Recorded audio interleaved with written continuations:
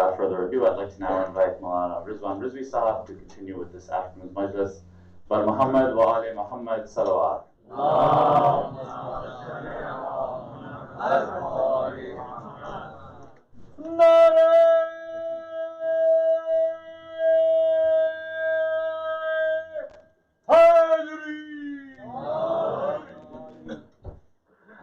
رحم الله من قرأ سورة الفاتحة. بسم الله الرحمن الرحيم.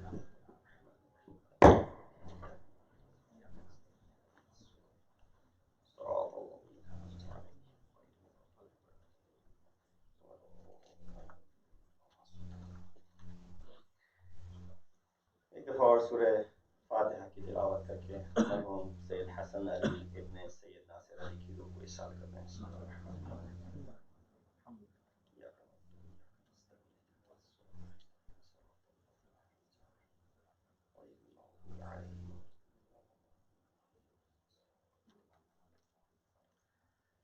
أعوذ بالله من الشيطان الرجيم. بسم الله الرحمن الرحيم.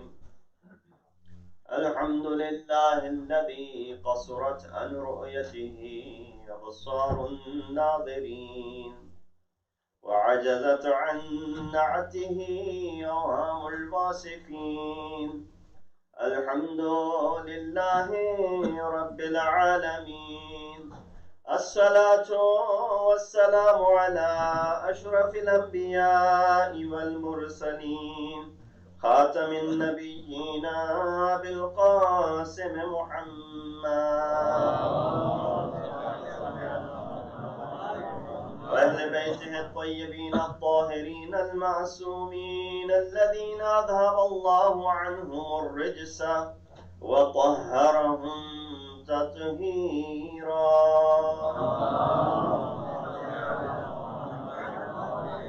أما بعد فقد قال الله تبارك وتعالى وقوله الحق وهو أصدق القائلين.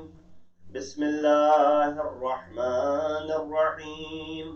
كتب عليكم إذا حضر أحدكم الموت إن ترك خيرا الوصية للوالدين والأقربين بالمعروف حقا على المتقين. صدق الله العلي العظيم.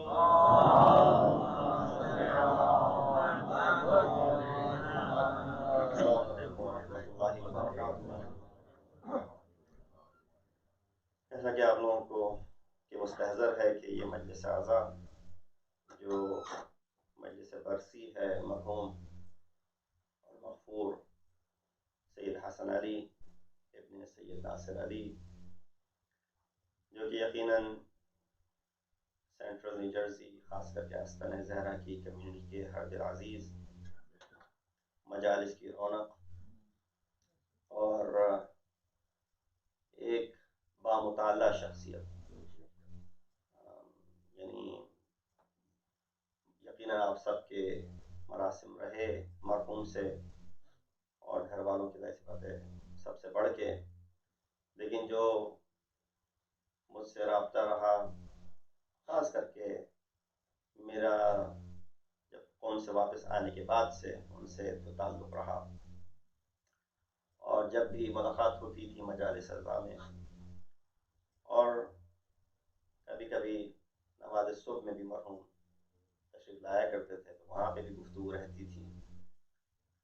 تو کبھی ایسا نہیں ہوا کہ مثلا دین سے ہٹ کے کوئی گفتگو کی ہو. گفتگو کا محور اور پہلو دین کے ارد گرد ہی گھومتا تھا. کوئی مسئلہ، کوئی تاریخی نقطہ، کوئی حدیث، اس کے حوالے سے تشریح یا اپنی رائے دینا یا اپنے مطالعے کے مطابق اس کو پیش کرنا. اور پھر یقیناً جس مرحلے سے ہم جیسے طالب علم گزرتے ہیں ابتدا میں، اور تقریر کے مختلف عناصر کو سیکھتے ہوئے اور پہلوؤں کو پڑھتے ہوئے آگے بڑھتے ہیں، اس کے لیے ہمت افزائی بھی ضروری ہوتی ہے. تو وہ بھی ایک مرحوم کی ذات میں واضح نظر آتی تھی.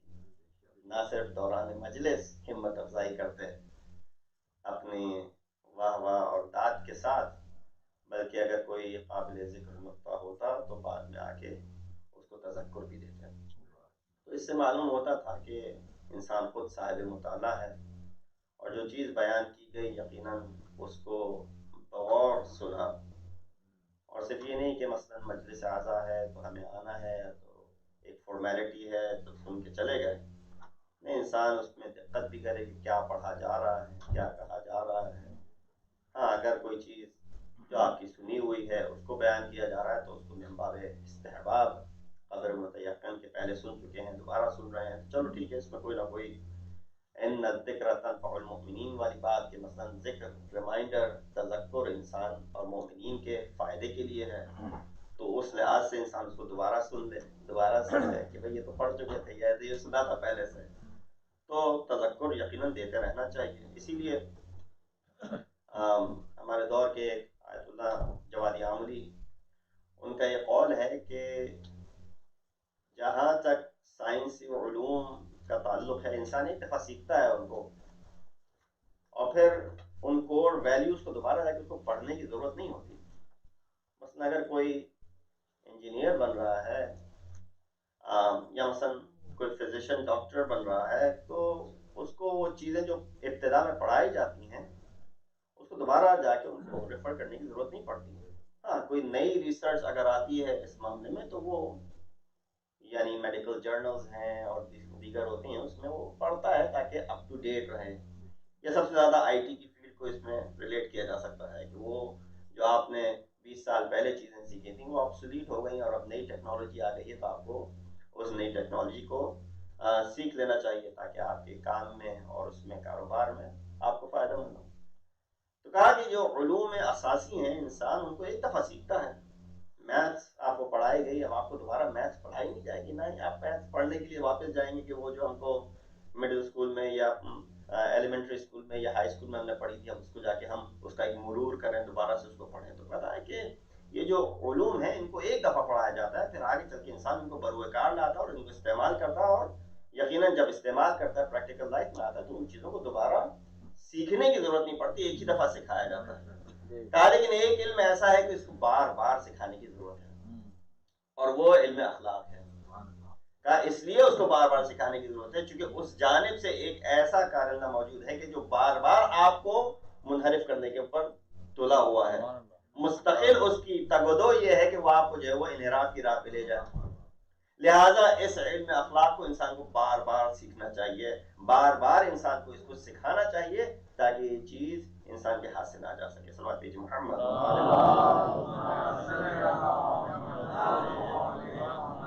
تو وہ مکانہ مرحوم کی زندگی جس طریقے سے انہوں نے گزاری اور جس طریقے سے مجالس اعضا میں شریک ہوتے تھے، حتیٰ ذاکر اہل بیت بھی تھے خود، تو یہ تمام چیزیں یقیناً وسیلہ نجات بنیں گی ان کے لیے، اور ان کے درجات میں یقیناً اس کے ذریعے سے مزید بلندی آئے گی.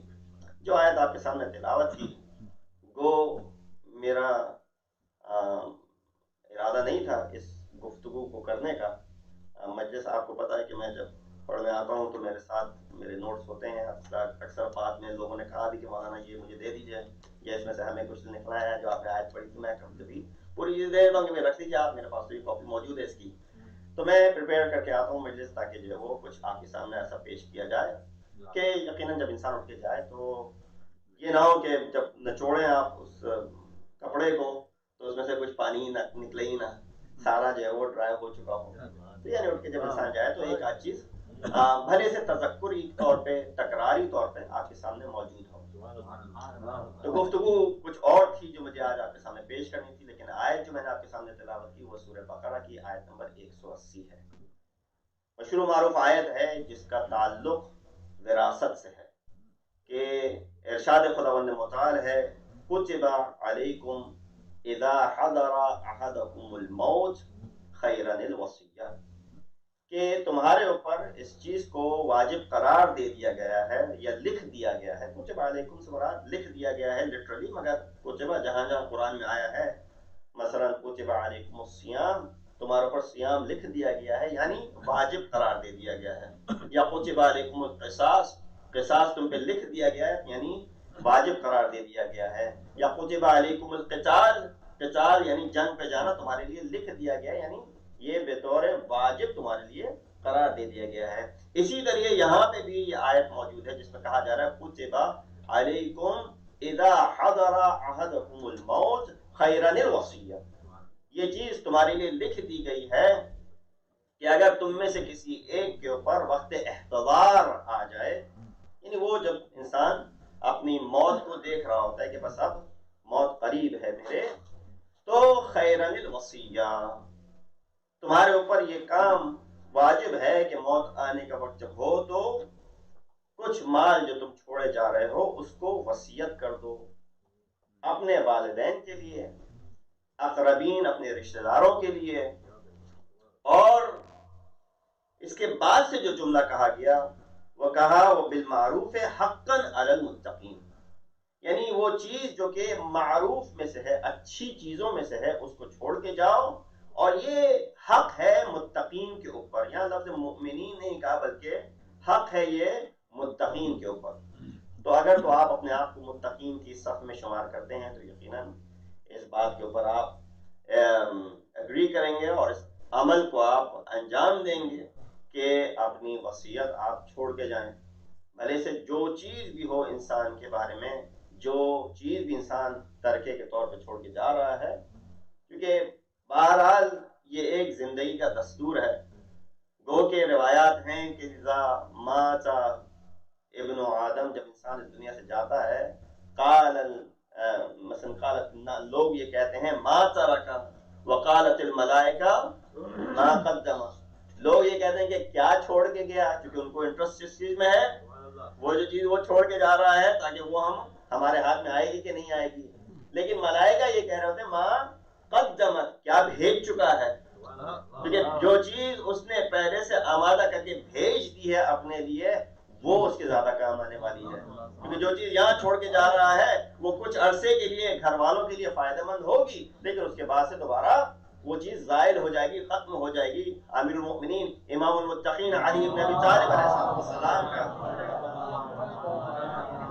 وہ خطبہ ہے یا خط ہے امام کا جو امام نے وصایا ہے امام کی، جن میں امام یہ کہتے ہیں جب گزر رہے تھے قبرستان سے گفتگو کی اہل القبور سے، تو کہا کہ خبریں یہ ہیں کہ جو تم مال چھوڑ کے گئے تھے وہ تقسیم ہو گیا، جو گھر تم چھوڑ کے گئے تھے اس میں کوئی اور رہنے لگا، جو ازواج تم چھوڑ کے گئے تھے ان کی شادیاں کہیں اور ہو گئیں، جو اور دیگر چیزیں امام نے بیان کی.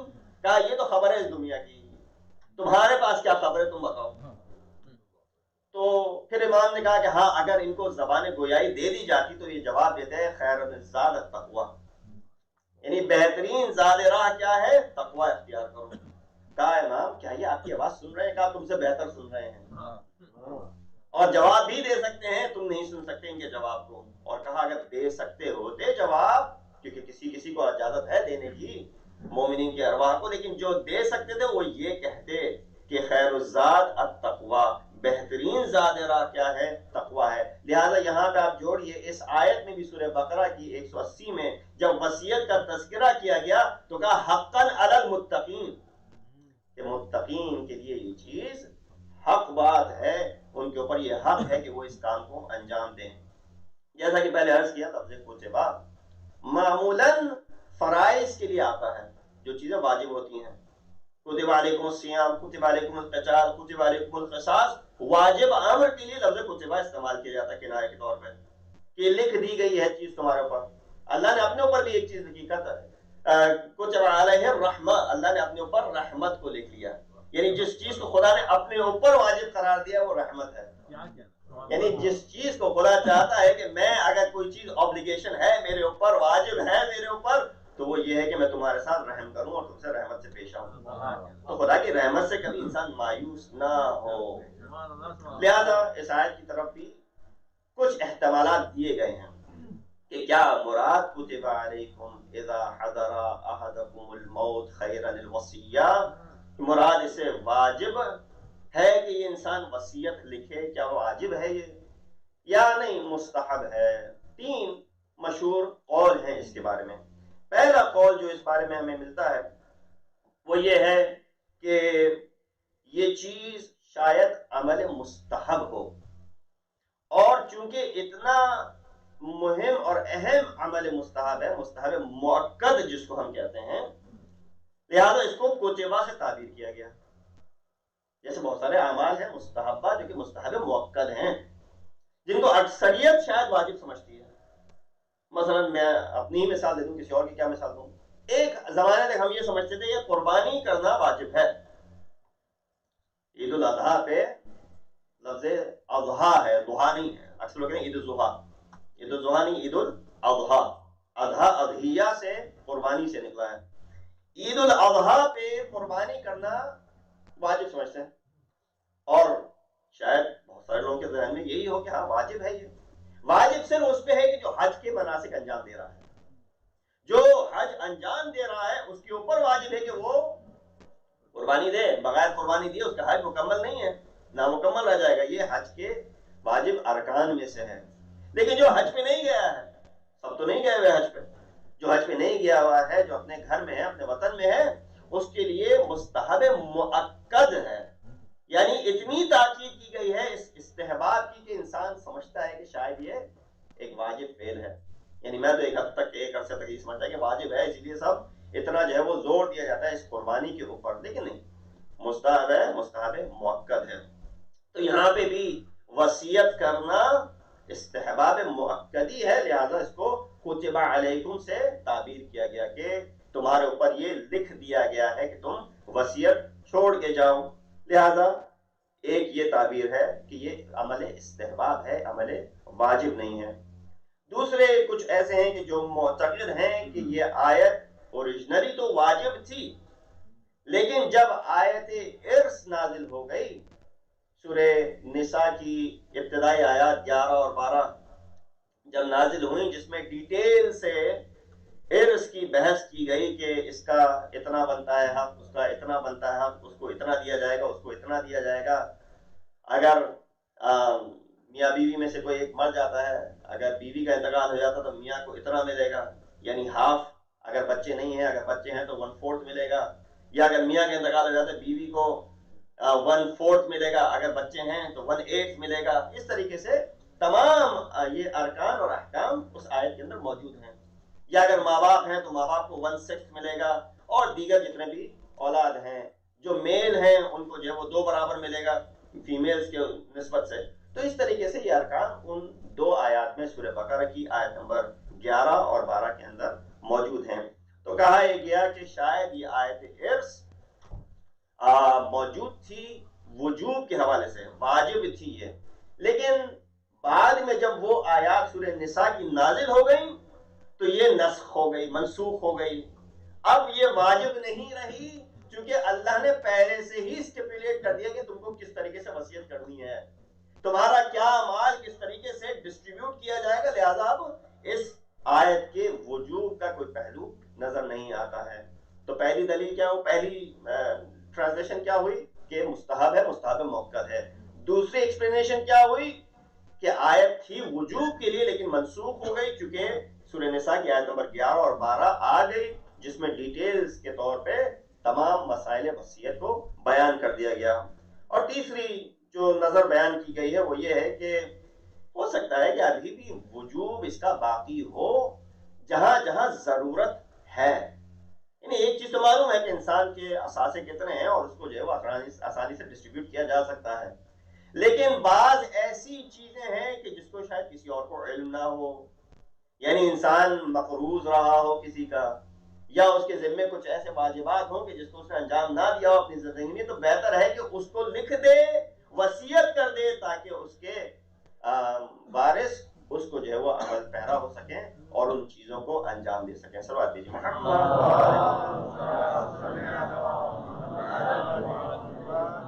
لہٰذا یہ 3 تفاسیر اس کی بیان کی گئی ہیں، لیکن تفسیر اول جو میں نے آپ کے سامنے پیش کی کہ مستحب مؤکد ہے، اکثریت نے اسی تفسیر کو معیار بنایا ہے کہ وصیت لکھنا واجب نہیں ہے، وصیت لکھنا مستحب ہے، مستحب تاکیدی ہے. الفاظ پہ غور کریں. کتب علیکم اذا حضر احدکم الموت خیرن الوصیہ، یہ نہیں کہا مالن الوصیہ، خیرن الوصیہ کہا، مال وصیت کر کے جاؤ نہیں کہا جو خیر ہے وہ چھوڑ کے جاؤ. اور پھر آخر میں لفظ معروف کو بھی اس حوالے سے بیان کر دیا کہ جو چیز تم نے حلال طریقے سے اکوائر کی ہے، کسب کی ہے، اکتساب کی ہے، اپنے ہاتھ میں لائے ہو، اس کو تم جب چھوڑ کے جا رہے ہو تو وہ خیر و برکت کا باعث بنے گا. اس لیے لفظ مال کا یہاں پہ استعمال نہیں کیا بلکہ لفظ خیر کا یہاں پہ استعمال کیا. اور آخر میں اس آیت کے حوالے سے جو ایک اور نقطہ ہے وہ بیان کر کے میں آگے بڑھوں کہ اذا حضر احدکم الموت جب بیان کیا گیا تو شاید اس سے کوئی یہ کہے کہ صرف احتضار کے وقت ہی انسان وصیت کرے، پہلے سے کرنے کی کیا ضرورت ہے؟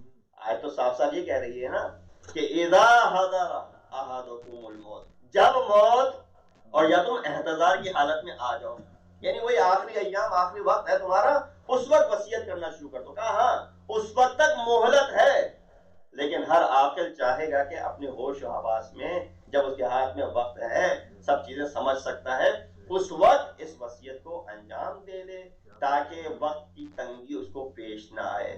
قرآن تو یہ کہہ رہا ہے کہ اس آخری لمحے تک تم وصیت کر سکتے ہو. کوئی کہے بھائی اب تو کیا وقت رہا، اب کیا وصیت کرنا، اب اس چیز کے بارے میں کیا بولنا. نہیں، ائمہ اطہار کا یہی طریقہ رہا. ابھی آخر میں جو میں آپ کے سامنے پیش کروں گا وہ امیر المؤمنین کی وصیت ہے جب امام کو ضربت لگ چکی ہے ابن ملجم لعنت اللہ علیہ کی، اس کے بعد سے امام نے وصایا دیے ہیں. وہ وصیت امام کب دے رہے ہیں؟ جب امام جانتے ہیں کہ حاضر ہے، موت سامنے ہے، وقت احتضار ہے، امام کے پاس 2-3 دن سے زیادہ وقت موجود نہیں ہے. صلوات بھیجی محمد.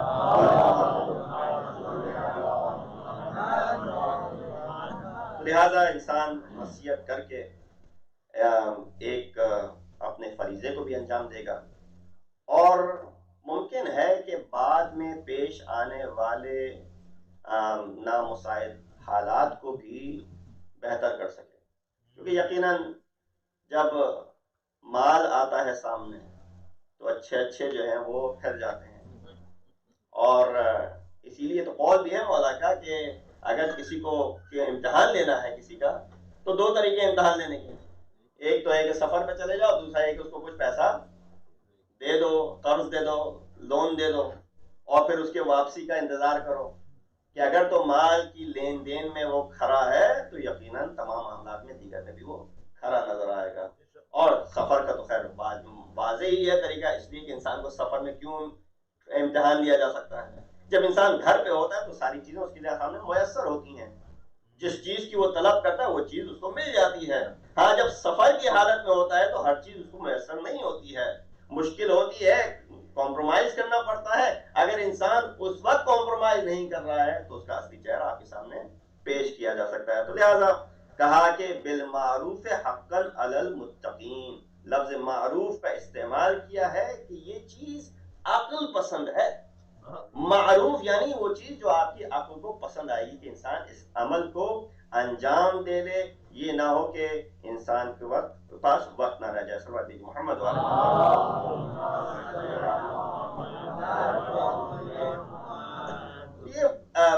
اس کے بعد سے جو میں آپ کے سامنے پیش کرنا چاہتا ہوں وہ کچھ احکام ہیں اس کے.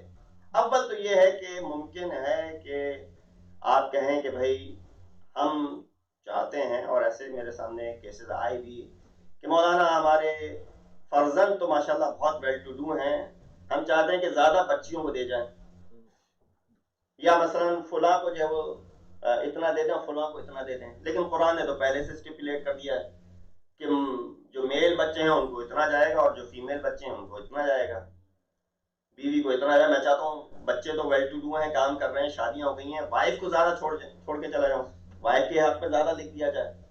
تو یہ سوالات اکثر لوگ کرتے ہیں. کیا قرآن نے یہاں پہ عدالت سے کام لیا ہے کہ جو حق پہلے سے اسٹیپولیٹ کر دیا ہے، لکھ دیا گیا ہے، اور جو چیزیں قرارداد دے دی گئی ہیں، کیا اس میں ترمیم کی جا سکتی ہے یا ترمیم نہیں کی جا سکتی؟ اول تو یہ ہے کہ جہاں تک کہ وصیت کا تعلق ہے اس کی فوراً اگلے والی آیت یہی کہتی ہے فَمَن بَدَّلَهُ بَعْدَ مَا سَمِعَهُ فَإِنَّمَا اثمہ علی الذین یبدلونہ، وہ شخص جس نے سنا اور اس وصیت کو لے لیا اور بعد میں اس میں تبدیلی لے کے آ گیا تو یہ گناہ عظیم ہے. گناہ ہے کہ کسی مر جانے والے کی وصیت کو تغییر دیا جائے اور تبدیل کیا جائے. ہاں لیکن اس کے فوراً بعد استثناء دے دیا کہ ہاں ممکن ہے کہ بعض جگہوں پہ تم کو تغییر دینا پڑ جائے، تبدیلی کرنا پڑ جائے. کیوں؟ اس وقت جب انسان نے وصیت صحیح نہ کی ہو، جب انسان نے لاپ سائڈ ون سائڈڈ وصیت کر دی ہو، ایسی وصیت کر دی ہو کہ جس کے اوپر ہر عاقل شخص کہے کہ بھئی یہ صحیح نہیں ہے، یا اس نے وصیت کی ہو کسی غلط چیز میں انویسٹ کرنے کے لیے کہ میں جا رہا ہوں میرے مرنے کے بعد سے فلاں جگہ جو یہ کھلا ہے ادھر جو دے دو، ایک پب کھلا ہے نعوذ باللہ، ایک کوئی مثلا ادارہ ایسا کھلا ہے کہ جس میں کوئی حرام کام ہو رہا ہے اس میں تم انویسٹ کر دو، یا مثلا اس جگہ پہ دے دو یا اس جگہ پہ دے دو، اس چیز کو روکنے کے لیے کہ بھائی نہیں یہ مومن تھا، یہ اچھا شخص تھا، اب مر گیا ہے چلا گیا ہے تو چاہیے اس اعمال کو اچھی جگہ پہ انویسٹ کیا جائے. تو لہٰذا اللہ سبحانہ وتعالیٰ نے اگر آپ کے ہاتھ میں کوئی چیز دی ہے، آپ سمجھتے نا کہ بھائی یہ میرا مال ہے، تو کہا نہیں مرنے کے بعد سے صرف 1/3 آپ کی پراپرٹی ہے، 2/3 پہلے سے ہی آپ کے لیے ڈیسائیڈ کر دیا گیا ہے. آپ سمجھ رہے تھے کہ یہ سارا کا سارا جو آپ نے ایکومولیٹ کیا ہے، یہ سارا کا سارا جو آپ نے ایمپائر کھڑا کیا ہے، اس سب پہ آپ کا تصرف ہے؟ کہا نہیں، آپ کا تصرف صرف اور صرف 1/3 کے اوپر ہے.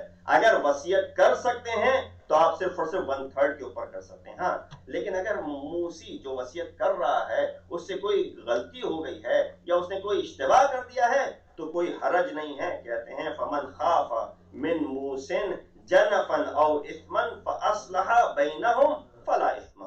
اگر تو کوئی غلطی کا مشابہ ہو رہا ہے کہ اس سے کوئی مسٹیک ہو گئی ہے، غلطی ہو گئی ہے، یا کوئی غلط جگہ کو اس نے انویسٹ کرنے کو کہہ دیا ہے تو کوئی حرج نہیں ہے کہ اگر اس وصیت کو اس کی نوک پلک ٹھیک کر دی جائے اور اس کو بہتر طریقے سے استعمال کیا جا سکے. لہذا بیان یہ کیا جاتا ہے اس حوالے سے کہ انسان کو جو حق دیا ہے اللہ سبحانہ وتعالیٰ نے وہ صرف اور صرف 1/3 کے اوپر دیا ہے. 2/3 انسان کا خداوند متعال نے پہلے سے ہی اسٹیپولیٹ کر دیا ہے آپ کے لیے، آپ کو کوئی محنت کرنے کی ضرورت نہیں ہے. ہاں لیکن ایک شک موجود ہے. اکثر جو لوگ یہ پوچھتے ہیں، یہ جو سوال پہلے آپ کے سامنے پیش کیا تھا کہ بھائی بچے ویل ٹو ڈو ہیں وائف کو دے دیا جائے سارا، یا مثلا بیٹے ویل ٹو ڈو ہیں بیٹیوں کو زیادہ دے دیا جائے، یا بیٹیاں ویل ٹو ڈو ہیں ماشاءاللہ اپنے گھر بار کی ہیں ان کو ضرورت نہیں اتنی، اپنے بیٹوں کو زیادہ دے دیا جائے. کیا یہ کام انسان کر سکتا ہے؟ کہا یہ کام کر سکتے ہیں لیکن بصورتی کہ آپ اس کو اپنی زندگی میں ان کے حوالے کر دیں. آپ اس کو لکھ کے بھائی اتنا اس کو دے دینا میرے مر جانے کے بعد سے، یہ وصیت نہیں کر سکتے. کیوں؟ یہ ورڈ، یہ کلام خدا کے کلام کے خلاف جائے گا. لہذا اگر کوئی چیز آپ کر سکتے ہیں تو وہ یہ کہ اسی زندگی میں رہتے ہوئے اگر آپ چاہتے ہیں کہ مثلا بیٹی کو زیادہ مل جائے تو آپ ابھی کے ابھی وہ سب اس کے نام کر دیں. جب وہ اس کے نام کر دیا تو وہ آپ کے نام نہیں رہا، جب آپ کے نام نہیں رہا تو آپ کو اس کے اوپر وصیت کرنے کی کوئی ضرورت نہیں ہے. لہٰذا یہ جو 1/3 آپ کا ہے، اور اگر بالفرض کسی نے نہیں کیا، کہا کہ بھائی نہیں دے پائے، مشکل رہی، اور ہم جو ہے وہ زندگی میں انسان یہ اقدامات کرتے ہوئے سوچتا ہے، 10 بار سوچنا پڑتا ہے. لہٰذا اگر کوئی نہیں کر پائے کام، اللہ سبحانہ وتعالیٰ نے یہ نہیں کہ اس میں کوئی عدالت کی کمی ہو، جو 1/3 آپ کو اللہ نے دیا ہے آپ اس 1/3 کو جس شخص کو چاہے دے سکتے ہیں. چاہے تو آپ اپنی وائف کو دے سکتے ہیں، چاہے تو آپ اس کو اپنے ان بچوں کو دے سکتے ہیں کہ جو آپ سمجھتے ہیں کہ فائنینشلی ویک ہیں، چاہے تو آپ اس کو اپنے کسی دور دراز رشتہ دار کو دے سکتے ہیں، چاہے تو آپ اپنے کسی نیکسٹ ڈور نیبر کو دے سکتے ہیں، یا مثلا کسی ادارے میں انویسٹ کر سکتے ہیں. اس سے بڑھ کے اور کیا ہوگا کہ آپ ادارے کے نام اپنا 1/3 کر کے چلے جائیں کہ میرا جو 1/3 ہے وہ میں اس ادارے کے نام کرتا ہوں اور اس کو جو ہے وہ کچھ اور کرنے کی ضرورت نہیں ہے. تو یہ انسان کام کر سکتا ہے. تو اس لحاظ سے اگر بالفرض کوئی صاحب اس دنیا سے گزر جاتے ہیں، انتقال ہو جاتا ہے، وائف ہے، ایک بیٹی ہے اور ایک بیٹا ہے مثلا، تو وائف کو 1/8 جائے گا. بیٹی اور بیٹے کے درمیان جو مثلا رہ جاتا ہے 2 برابر بیٹے کو جائے گا اور آدھا اس کا بیٹی کو چلا جائے گا. کہا کہ یہ بیٹی کو جو جا رہا ہے یہ کم جا رہا ہے، تو کہا 1/3 بھی اس میں شمار کر دو. یا وائف کو جو 1/8 جا رہا ہے وہ کم جا رہا ہے، تو کہا 1/3 بھی اس کے اندر شمار کر لو. جب وہ 1/3 اس کے اندر شمار کر لیا جائے گا تو یقیناً ان کا شیئر بھی بیٹا اور بیٹی کے برابر ہی لایا جا سکتا ہے. صلوات بھیجی محمد.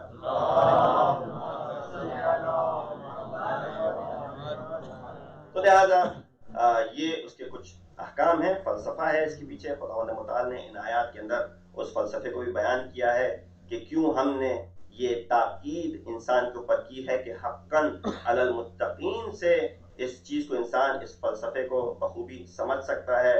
اور یہ کہ روایات کے اندر جو اس پہلو کے اوپر ایمفسس کیا گیا ہے، اہمیت دی گئی ہے، آپ اس سے اندازہ لگائیں کہ پیغمبر اسلام حضرت محمد مصطفیٰ صلی اللہ علیہ وسلم نے فرمایا. اور یہ وہ روایت ہے کہ جو آپ لوگوں نے بچپن سے سنتے آئے ہیں اور ممبر سے بھی آپ نے کئی بار یہ سنی ہے. ما ينبغي لامرئ مسلم ان يبيت ليلة الا ووصيته تحت راسه. یہ سزاوار نہیں ہے، یہ صحیح نہیں ہے انسان کے لیے، مومن کے لیے، کہ وہ رات میں سوئے اور اس کی وصیت اس کے سر کے نیچے نہ ہو. یعنی لا ینبغی سے رسول اس مؤکد اور اس تاکید وصیت کو پہچانوا رہے ہیں، سمجھا رہے ہیں کہ اتنی تاکید کی گئی ہے کہ رات سونے اس سے پہلے کہ وصیت تمہارے تکیے کے نیچے ہو، سونے اس سے پہلے کہ سر کے نیچے تمہاری وصیت موجود ہو. یعنی ہر وقت انسان کو آمادہ رہنا چاہیے. کوئی کہے گا وصیت لکھ دی تو اس کا مطلب ہے کہ ہم نے سائن آف کر دیا. وصیت لکھ دی اس کا مطلب ہے کہ بس سب ریٹائر زندگی سے، اب موت کو دعوت دے لی ہے. یا اگر قبر خرید لی تو اس کا مطلب کہ بس اب دن آ گیا قریب. یا کفن خرید کے اپنے ساتھ رکھ لیا ہے، کربلا گئے تھے کفن لے کے آ گئے، گھر میں رکھ لیا تو موت کسی وقت بھی جو ہے وہ آن پہنچے گی. نہیں، یہ چیزیں صرف اور صرف نہ ہی قرآن کی آیت موجود ہے، میرا حافظہ اتنا قوی نہیں ہے، لکھ کے نہیں لایا اس آیت کو، کہ جس کا مفہوم یہ ہے کہ کوئی چیز ایسی نہیں کہ یستقدمون و یستاخرون، جو آپ کے اجل کو قریب لے آئے یا دور کر دے. ہاں، روایات میں کچھ استثناءات ملتے ہیں کہ اگر صدقہ انسان دیتا ہے تو اس کے زندگی کو طول عمر مل جاتی ہے، یا مثلا انسان کو ایسا عمل کرتا ہے کہ اس کی زندگی کم بھی ہو سکتی ہے. لیکن لا یستقدمون ولا یستاخرون، آیت قرآن یہ کہتی ہے کہ کوئی چیز سوائے مرضی خدا کے آپ کی موت کو آگے اور پیچھے نہیں کر سکتی. اس کا مطلب کیا ہے؟ واضح ترین مطلب اس کا جواب یہ ہے کہ اگر آپ نے کفن خرید کے رکھ لیا، آپ نے اپنی گریو سائٹ بک کرا لی ہے، یا آپ نے وصیت لکھ دی ہے، تو اس کا مطلب یہ نہیں کہ آپ نے موت کو دعوت دے دی، موت آ جا آج ہی میرا انتقال ہو جائے. نہیں، یہ ایک انسان کی طرف سے اللہ کی جانب انسان اس اپنی خوش اخلاقی کا مظاہرہ کر رہا ہے کہ مجھے اپنے رب کے اوپر کتنا یقین ہے کہ وہ چیز جس کا کسی کو فرار نہیں ہے، جس موت سے، میں اس موت کے لیے آمادہ ہوں. اور آمادہ وہی ہوگا کہ جس کے لیے ملائکہ کہہ رہے تھے ما قدمت ایدیہم، کہ جو پہلے سے اپنا سار و سامان بھیج چکا ہے. لہذا سورہ جمعہ کی وہ آیات پڑھتے ہیں کہ جہاں پہ یا ایھا الذین ھادوا ان زعمتم انکم اولیاء اللہ من دون الناس فتمنوا الموت، موت کی تمنا کرو ان کنتم صادقین، ولا یتمنونہ ابدا بما قدمت ایدیہم، موت کی تمنا کرو اگر تم سچے ہو، لیکن کبھی بھی وہ موت کی تمنا نہیں کریں. کیوں؟ اس لیے کہ وہ جو بھیج چکے ہیں، معلوم ہے کہ وہ جو چیز ہم کو وہاں ملنے والی ہے، ہمیں دیکھنے کا اس کو کوئی شوق نہیں ہے. مثال اس کی آوازیں سی کبھی بھی پہلے بھی دے چکا ہوں کہ اگر ایک طالب علم جو امتحان دے کے آیا، مرحلہ امتحان سے گزرا اور اچھا پیپر نہیں دیا، اب جب اگلے دن اس کو پیپر دکھایا جائے کہ مجھے دیکھنے کی ضرورت نہیں ہے، یا مجھے دکھائیے، مجھے پتا ہے میں نے کیا کیا تھا، اب مجھے دیکھنے کی ضرورت نہیں ہے. کیوں نہیں دیکھنا؟ چونکہ میں جو کہہ کے آ چکا ہوں، لکھ کے آ چکا ہوں، کر کے آ چکا ہوں. اب جتنی دعا مانگ لے انسان، اس پیپر میں جو لکھ کے آئے وہ ویسے ہی رہنے والا ہے، اس میں کوئی تبدیلی نہیں آئے گی. ہماری آپ کی دعائیں کیسی ہیں؟ کسی نے پڑھا کہ دعائیں ہماری ایسی ہیں کہ ہم لکھ کے کچھ آتے ہیں اور چاہتے ہیں کہ کچھ اور ہو جائے. ایک بچے کی مثال دی کہ وہ اپنے امتحان کے پیپر میں لکھ کے آ گیا، جب پوچھا گیا ماؤنٹ ایوریسٹ کہاں ہے تو اس نے کہا نارتھ امریکہ میں. اب وہ دعا مانگ رہے ہیں اللہ ماؤنٹ ایوریسٹ کو کسی طریقے سے نارتھ امریکہ میں بنا دے تاکہ میرا جواب صحیح ہو جائے. صلوات بھیجیے محمد والے محمد. تو کہا ما ینبغی لامرئ مسلم ان یبیت لیلۃ، کہ یہ سزاوار نہیں ہے کسی مومن کے لیے کہ وہ رات سوئے اور اس کی وصیت آمادہ نہ ہو. اور اسی طریقے سے دوسری جگہ رسول یہ فرماتے ہیں من مات بغیر وصیت مات میتتن جاہلیہ. جو شخص بغیر وصیت کرے اس دنیا سے چلا جائے تو وہ ایسے ہی ہے کہ جس نے جاہلیت کی موت پائی. ہاں وصیت ضروری نہیں کہ لکھ کے جائے, ضروری نہیں ہے کہ مکتوب ہو تو زیادہ اچھا ہے کہ وہ چیز ایک ڈاکیومنٹ رہ جاتا ہے, لیکن اگر زبانی ہی وصیت کر دے انسان تو وہ بھی اس لحاظ سے اس روایت کو پورا کر دے گی. کئی اس حوالے سے روایات ہیں, بس میں آخر کی طرف آپ کو لے کے آؤں کہ امام محمد باقر علیہ السلام کا قول ہے کہ من عدل اور عدل فی وصیتہ کان کمن تصدق بہا فی حیاتہ. جس نے عدالت سے کام لیا اپنی وصیت میں, کیونکہ جو 1/3 ہے اس میں بھی انسان عدالت سے کام لے سکتا ہے اور بے عدالتی سے بھی کام لے سکتا ہے, وہ ایسے ہی ہے کہ کمن تصدق بہا فی حیاتہ, کہ جس نے صدقہ دیا ہو اپنی ساری زندگی, یعنی اپنی ساری زندگی وہ صدقہ دیتا رہا ہو اور صدقے کی جو معیار ہیں اور مراحل ہیں اس سے گزرا. کہا ومن جار فی وصیتہ لقى اللہ عز وجل یوم القیامہ وهو انو مورث. ہاں لیکن جس نے اس وصیت کے اندر عدالت سے کام نہیں لیا اور بے عدالتی سے اس نے کام لیا تو اللہ سبحانہ تعالیٰ اس کا قیامت کے دن مورث اس کے خلاف کھڑا ہوا ہوگا. تو لہٰذا ایک واقعہ اس حوالے سے ملتا ہے کہ ایک شخص جب اس دنیا سے گزر گیا, رسول موجود نہیں تھے, واپس آئے تو پوچھا رسول نے کہ کون شخص تھا؟ کہا بڑا ہی مومن, بڑا ہی سخی. کہا کیسے؟ کہا اپنا سارا مال دین مبین اسلام کی خاطر چھوڑ کے چلا گیا. کہا اولاد کا کہا؟ اولاد کو کچھ نہیں دیا, سارا کچھ دین کے اوپر قربان کر کے چلا گیا. اس سے بڑھ کر کوئی اور مومن کیسے ہو سکتا ہے؟ رسول اللہ نے کہا تم نے کیا کیا؟ اس نے کہا ہم نے جنازہ پڑھ کے اس کو دفنا دیا. کہا اگر میں ہوتا تو میں اس کی جنازہ بھی نہ پڑھتا, اگر میں ہوتا تو اس کے جنازے میں شرکت بھی نہ کرتا اور تم کو بھی منع کرتا. حبیب خدا, ایسا کیا اس کے ساتھ گناہ؟ ہم تو سمجھ رہے ہیں کہ دین کی خاطر جس نے اتنا سارا کچھ دے دیا, اس سے بڑھ کے اور کیا ہو سکتا ہے؟ کہا اس نے دین کو تو سب دے دیا مگر اپنی اولاد کو گداگری اور فقر کی طرف چھوڑ دیا, اور وہ کل کو فقر کیونکہ کفر کی طرف لے جاتا ہے تو یہ آنے والی نسلیں کفر کی جانب پڑ جائیں گی. کیا فائدہ اس دین کا کہ جس کی آنے والی نسلیں کفر کی طرف چلے جائیں؟ تو لہٰذا اگر میں ہوتا تو میں اس شخص کے سامنے, اس شخص کے نماز جنازہ میں بھی شرکت نہ کرتا. اس سے یہ چیز سمجھ آتی کہ اعتدال ضروری ہے, ماڈریشن بہت ضروری ہے. یہ نہ ہو کہ انسان حد سے بڑھ جائے اور سب کچھ لٹا دے, اور یہ بھی نہ ہو کہ انسان اتنا کنجوس ہو جائے کہ کچھ بھی نہ دے. اسی لیے جب چھٹے امام جعفر الصادق علیہ السلام سے پوچھا گیا اسراف, اعتدال اور اقتدار, 3 چیزوں کے بارے میں پوچھا گیا, تو امام نے بڑی خوبصورت مثال سامنے کی دیکھی بیان کی. امام نے مٹی اٹھائی اپنے ہاتھ میں اور اس کو زور سے بند رکھا, کہا یہ اقتدار ہے. ایک ذرہ بھی اس مٹی کا ہاتھ سے نہیں گرنے دیا, کہا یہ اقتدار ہے. یعنی یہ کنجوسی کی حد ہے کہ انسان کچھ بھی نہ جانے دے. پھر امام نے دوبارہ مٹی اٹھائی اور ساری کی ساری پھینک دی دوبارہ, کہا یہ اسراف ہے. ایسا بھی نہ ہو کہ تم سب لٹا دو, بھلے سے وہ کوئی اچھا ہی پروجیکٹ کیوں نہ ہو, کوئی دین کا ہی کام کیوں نہ ہو. پھر امام نے دوبارہ مٹی اٹھائی, تھوڑی سی اپنے ہاتھ سے گرا دی اور تھوڑی سی اپنے ہاتھ میں رکھی. کہا یہ ہے اعتدال, یہ ہے ماڈریشن, یہ ہے طریقہ جو طریقہ اہل بیت ہے کہ ہاں اپنے لیے بھی استعمال کرو اور دین کی خاطر بھی اس کو استعمال کرو.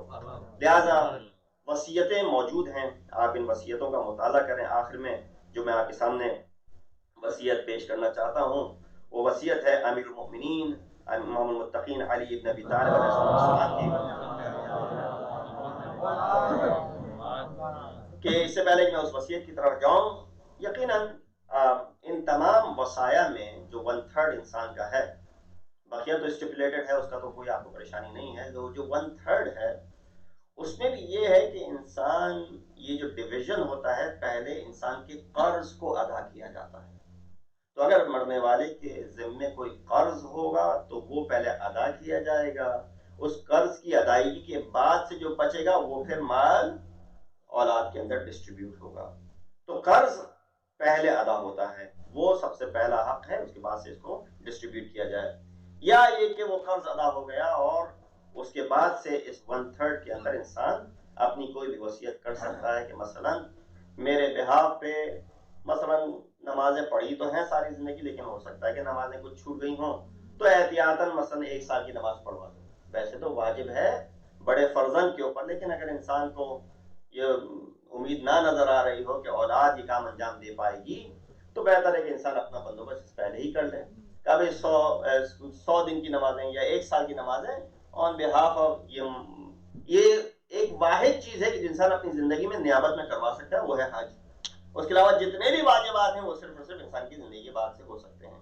تو اس میں سے کیا ہے کہ مثلا میری نماز چھوٹ گئی تھی، ایک نماز پڑھوا دی جائے اس پیسے سے، یا روزے رکھوا دیے جائیں، یا مثلا خمس اور زکوٰۃ میں نہیں دے پایا تھا اپنی زندگی میں، تو اس پیسے کے ذریعے اس خمس اور زکوٰۃ کو دے دیا جائے، تاکہ جب میں خداوند متعال کی بارگاہ میں پہنچوں تو میرا حساب کلیئر ہو، کوئی بھی چیز میرے اوپر نہ ہو۔ تو یہ کچھ مستحبات ہیں کہ جو انسان انجام دے سکتا ہے، ہو سکتا ہے کہ اس کی اس کو ضرورت نہ پڑے، لیکن بہتر ہے کہ جو 1/3 کو استعمال کر رہا ہے اس کو صحیح راہ میں استعمال کرے اور اس کو صحیح طریقے سے پیش کرے۔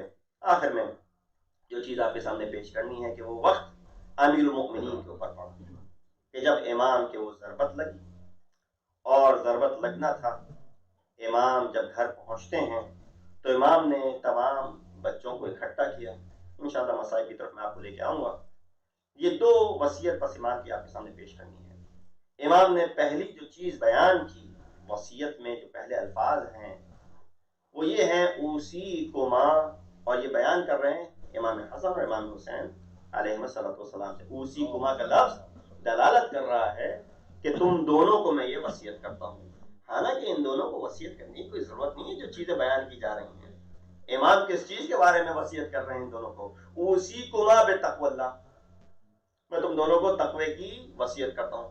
اے مولا، ان سے بڑا متقی کوئی ہو سکتا ہے آپ کے پاس؟ ان سے بڑا کوئی متقی نہیں ہے، لیکن امام پھر بھی کہہ رہے ہیں، اس کی وجہ میں بیان کروں گا۔ اوصیکما بتقوی اللہ اللہ تبغی الدنیا وان بغتکما، کبھی بھی دنیا کے پیچھے مت جانا، کیونکہ دنیا تمہیں دھوکہ دے گی۔ اے مولا، حسن اور حسین اگر دنیا کے پیچھے چلے جائیں گے تو پھر کون بچے گا؟ تو ان کے اوپر کیسے یہ وصیت آ سکتی ہے؟ ولا تأسف على شيء منها وقولا بالحق، اور ہاں تم دونوں ہمیشہ حق گوئی سے کام لینا۔ اے مولا، ان کے علاوہ اور کون حق گو ہو سکتا ہے کہ جو حق گوئی سے کام دے گا؟ وعملا للاجر، اور ہاں تم دونوں جو ہے وہ اعمال انجام دینا۔ وکون للظالم خصما، یعنی تمہیں جو کہ اجر ملے گا اس کا، اور ظالم کے خلاف خصومت اور شدت سے پیش آنا۔ وللمظلوم عونا، اور مظلوم کے تم مددگار نظر آنا۔ یعنی یہ وہ وصایا ہیں کہ جو آپ کہیں کہ ایک معصوم کے لیے شایان شان نہیں ہے کہ ایک معصوم جو ہے وہ دوسرے معصوم کو اس چیز کی وصیت کرے۔ پتہ ہے چلا امام کی یہ جو اقوال ہیں، یہ جو وصایا ہیں، یہ ہم اور آپ کے لیے ہیں۔ امام یہ جو بات کہہ رہے ہیں کہ اوصیکما، اے حسن حسین، میں تم کو وصیت کرتا ہوں کہ بے تقوی اللہ، تقوی اللہ اختیار کرو، تو امام یہ ہم سب سے کہہ رہے ہیں کہ وہ جو امیر مومنین ہیں، اور ہم اگر مومن ہیں اور ان کو اپنا امیر سمجھتے ہیں تو یہ وصیت ہمارے لیے ہے، اور اگر وہ امام ہے اور ہم متقین ہیں تو یہ وصیت ہمارے لیے ہے۔ اسی لیے بعد میں کسی کو شبہ نہ رہ جائے، امام نے یہ بات واضح طور پہ کہہ دی، اوصیکما، تم دونوں کو وصیت کرتا ہوں، وجمیع ولدی واہلی، اور تمام کے تمام اپنی اولاد کو، تمام کے تمام اہل کو، ابھی تک ہم اور آپ اس میں شامل نہیں ہوئے ہیں، ومن بلغہ کتابی، اور وہ تمام لوگ جن تک میری یہ کتاب پہنچ جائے، وہ تمام لوگ جن تک میرا یہ پیغام پہنچ جائے، بے تقوی اللہ، میں چاہتا ہوں سب سے پہلی وصیت جو تم کو کروں کہ اللہ کا تقوی اختیار کرو۔ تقوی کے اوپر آپ لوگ کئی گفتگو سن چکے ہیں، اس کی ڈیٹیل میں جانے کی ضرورت نہیں ہے اور نہ ہی وقت میں گنجائش ہے۔ وَنَظْمِ أَمْرِكُمْ، کہ تم اپنے امور میں انتظام رکھو، وَصَلَاحِ ذَاتِ بَيْنِكُمْ، اور ہاں اصلاح سے کام لینا اپنے درمیان، اگر کوئی ڈسپیوٹ آ جاتا ہے تو صلاح و مشورے کے ساتھ اس کو انجام دینا، اور بلکہ اپنے برادران کے درمیان اگر کوئی ایسی چیز پیش آ جاتی ہے کہ جس سے وہ ایک دوسرے کے خلاف ہو جاتے ہیں تو ان کے درمیان اصلاح کرا دینا. کیوں؟ اس لیے فَإِنِّي سَمِعْتُ جَدَّكُمَا، کیونکہ میں نے تمہارے جد رسول اللہ کو یہ کہتے ہوئے سنا ہے، صلاح ذات البین، دو لوگوں کے درمیان صلاح کرانا، افضل من عامت الصلاۃ والصیام، عامہ صلاۃ اور سیام سے بڑھ کر ہے. یعنی مستحب صلاۃ اور سیام سے بڑھ کر یہ ہے کہ انسان دو لوگوں کے درمیان قربت کر دے، ان دونوں کے جو مسائل ہیں اس کو حل کرا دے، ان کی مشکلات کو دور کر دے. دیکھنے میں اس کا اپوزٹ ہی آیا ہے انفارچونیٹلی. اگر ہمیں کسی کی کوئی چیز پتہ چل جاتی ہے تو کوشش کرتے ہیں اور مزید ان کے درمیان جو ہے وہ پریشانیوں کو کریٹ کر دیں اور مزید دوری کو جو ہے وہ اضافہ کر دیا جائے. حضرت عیسیٰ کا واقعہ آپ کو یاد ہے. حضرت عیسیٰ نے اپنے حواریوں سے کیا کہا؟ یہ کہا حضرت عیسیٰ نے کہ اگر تم دیکھو کہ تمہارا کوئی بھائی، کوئی دوست، کوئی شخص مسجد میں ہے اور انکشف بعض اعضائہ یا عورتہ، کہ اس کے بعض پہلو جو ہے وہ جسم کا دکھ رہا ہے، منکشف ہوا ہے، مثلا کوئی سو رہا ہے اور سوتے میں انسان کو پتہ نہیں چلتا کہ کیا کس حالت میں ہے، کس عالم میں ہے. اور یہ چیزیں آپ کو وہاں پہ زیادہ نظر آتی ہیں جب آپ حج اور عمرے پہ جاتے ہیں تو وہاں پہ عرفات ہو گیا یا منی ہو گیا، وہاں پہ بار بار کہنا پڑتا ہے کہ بھئی آپ آرام سے لیٹیے، صحیح سے لیٹیے، صحیح سے بیٹھیے، کیونکہ آپ اس طرح کا لباس پہنے ہوئے ہیں کہ جس سے یقیناً انسان کا جسم منکشف ہو رہا ہوتا ہے. تو کہا حضرت عیسیٰ نے اگر تم دیکھو تمہارا کوئی بھائی، دوست، اس کا کوئی جسم جو ہے، اس کا حصہ یا اس کی بعض عورت یعنی جو اس کے پرائیویٹ پارٹس ہیں اگر منکشف ہوئے ہوں تو تم کیا کرو گے؟ سب نے یہ جہتی کے ساتھ یہ لگام سب نے جواب یہ دیا کہ ہم اس پارٹ کو کور کر دیں گے، ہم اس کے اوپر پردہ ڈال دیں گے، ہم اس کے لباس کو اٹھا کے اس کے اوپر رکھ دیں گے، یا اگر نہیں ہوگا تو اپنے پاس سے لباس تاکہ اس کو ڈھانپ دیا جائے، اس کو ڈھک دیا جائے، وہ چیز لوگوں کو نہ دکھے. حضرت عیسیٰ نے کہا نہیں، تم ایسا ہرگز نہیں کرو، بل تکشفون، نہ صرف تم یہ نہیں کرو گے بلکہ تم مزید اس کو اور ہٹا دو گے تاکہ لوگ اور دیکھ سکیں. سمجھ گئے حضرت عیسیٰ کے حواری کے حضرت عیسیٰ کوئی مثال سے یہ نہیں سمجھا رہے کہ واقعی کوئی شخص لیٹا ہوا ہے اور اس کے جو ہے وہ بازو اور اس کے جو اعضاء و جوارے منکشف ہوئے ہیں. بیان یہ کرنا چاہ رہے ہیں کہ اگر تم کسی شخص کے کسی چیز کے بارے میں تمہیں علم ہو جائے اور وہ علم ہو جائے اس کی کسی کمزوری کے بارے میں، یا مثلا اس کے لحاظ سے کوئی بھی ایسی چیز جو اس کے خلاف اگر جا رہی ہوگی جو غیبت کے زمرے میں آئے گی کہ اگر تم نے بیان کر دیا اس کو پتہ چلا کہ اس کے پیٹھ پیچھے یہ بیان کی گئی ہے تو اس کو اچھی نہیں لگے گی، کہا اس چیز کے بارے میں گفتگو کی جا رہی ہے. اگر تم سنو کسی کے بارے میں کوئی ایسا کلام کہ وہ جو خود نہیں چاہتا ہے کہ کسی کو پتہ چلے تو بہتر ہے کہ تم اس کو put it in the vault. لیکن ہاں بل تکشفون، تم ایسا ہرگز نہیں کرو گے، تم تو اور افشا گری کرو گے، تم تو اور پھیلاؤ گے. اور آج کل ایسے وسائل موجود ہیں کہ زیادہ کھڑے ہو کے ممبر پہ جا کے یا مائکروفون اٹھا کے مسجد کے اس میں جا کے بولنے کی ضرورت نہیں ہے، ایک کلک کیا اور آپ نے سب تک یہ پیغام پہنچا دیا سوشل میڈیا کے ذریعے، تو گناہ میں اور مزید اضافہ کر دیا. یقیناً یہ وصایا جو امیر المؤمنین نے ہمیں دیے ہیں، اوصیکما بتقوی اللہ، تقوی جو سب سے بڑی چیز امام یہاں پہ بیان کر رہے ہیں. ہر چیز سے پہلے انسان اگر تقوی کو لے آئے، اس خوف اور ڈر کو سامنے رکھے جو خدا کا خوف رکھنا چاہیے. ہر دفعہ انسان اپنا کو یہ یاد دلا رہے کہ ہاں خدا کا خوف ہے تو لہٰذا میں یہ کام نہیں کر رہا. اس بٹن کو دبانے سے پہلے خدا کے خوف کو سامنے رکھ لے، اس لقمے کو کھانے سے پہلے خدا کے خوف کو سامنے رکھ لے، اس بات کو کہنے سے پہلے تقوی اللہ اگر اختیار کر لے تو یقیناً انسان اپنے آپ کو بھی اور دیگران کو بھی مصیبتوں سے بچا سکتا ہے. لیکن امیر المؤمنین نے کن حالات میں یہ وصیت کی؟ آپ سوچیے کہ وہ وقت آیا جب امام کے سر پہ ضربت لگی ہے اور امام کو اس عالم میں لے جایا جا رہا ہے.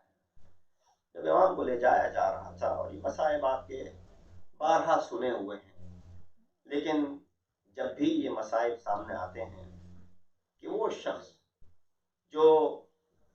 جس کو یعصوب الدین کے لقب سے پکارا گیا ہے، وہ جس کو محجلین کے لقب سے پکارا گیا، وہ شخص جو کہ امام متقین ہے، جو امیر ہے مؤمنین کا. امام نے اسی لیے ایک سوال کیا ابن ملجم سے، کیا میں تیرا اچھا امیر نہیں تھا؟ کیا میں تیرا اچھا امام نہیں تھا؟ کیا میری امامت میں کوئی کوتاہی تھی؟ امام کا یہ سوال ہے جو روایتوں میں ملتا ہے.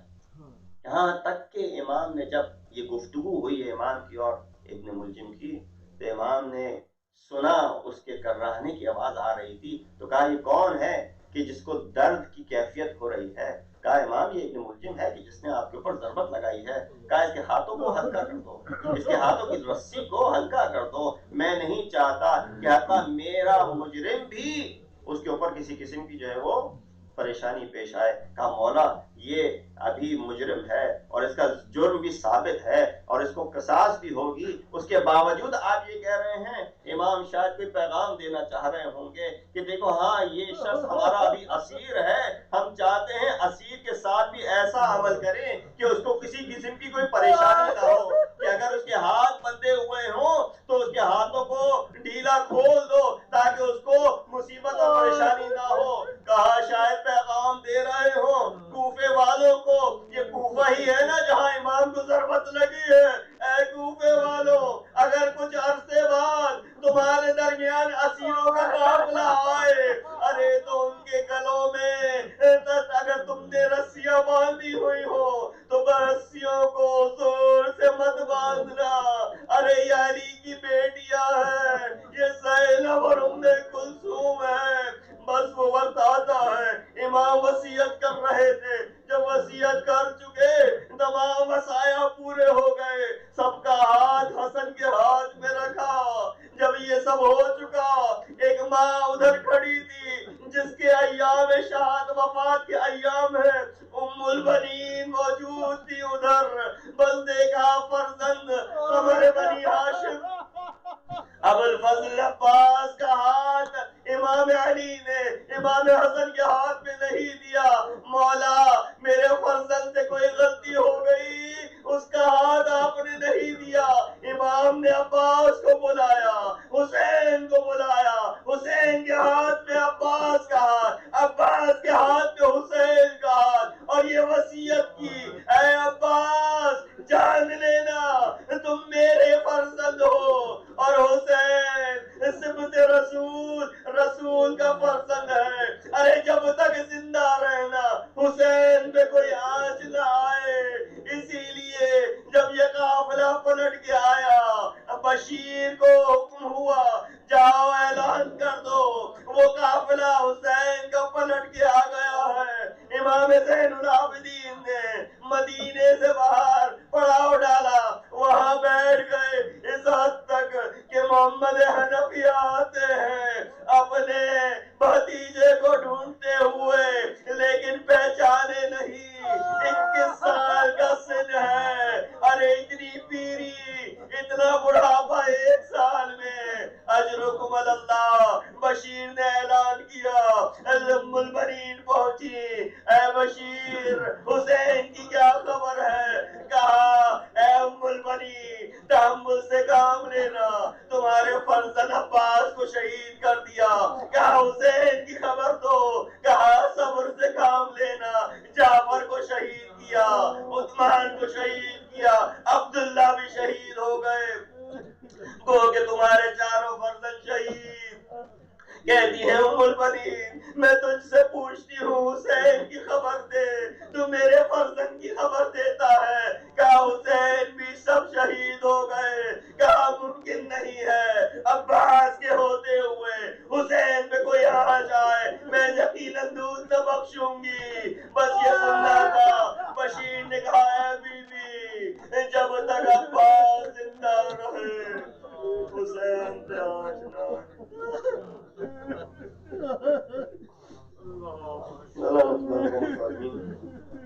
سيعلم الذين ظلموا أي منقلب ينقلبون إنا لله وإنا إليه راجعون. ہمارے اللہ ہماری سے بات قبول فرما.